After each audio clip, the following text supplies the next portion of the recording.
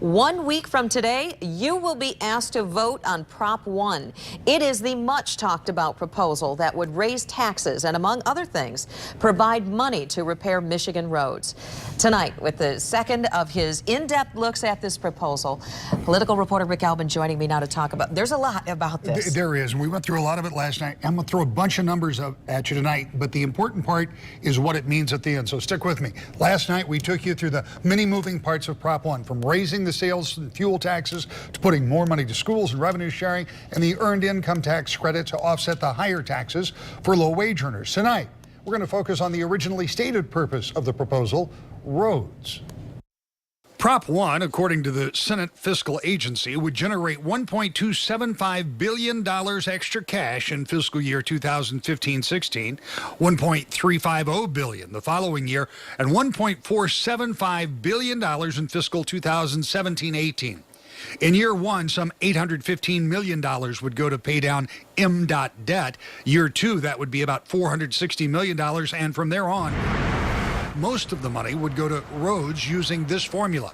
It's called Public Act 51. It's been around for more than 60 years and stipulates that all funds are divided, with the state getting 39.1% for their portion of the roads, counties the same, 39.1%, cities and villages getting 21.8%. But that's not the only place the money goes. When we push money in today, it goes into this formula that in our Constitution says 10%. This is Constitution, not law. This says 10% goes to comprehensive transportation, which is rail and transit. That's where it goes. That's the intended purpose that we, the people, voted on.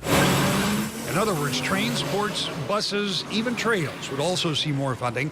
According to the Senate fiscal estimate, that would be more than $150 million by 2018. So when it's all said and done, and if Prop 1 passes, it would accomplish what many say was the original purpose. It would put $1.2 billion or more dollars a year into road construction. It is also true, as we showed you last night, it would put millions of other dollars into other areas as well. Now, some opponents have complained that even the money going to transportation does not all make it to the roads. That's true, but it's got nothing to do with this proposal, as we just showed you. The formula has been around longer than I've been alive as how this money gets distributed, and as this week continues, we will hear from those on both sides of the issue, tell you how your friends and neighbors are feeling about next week's vote.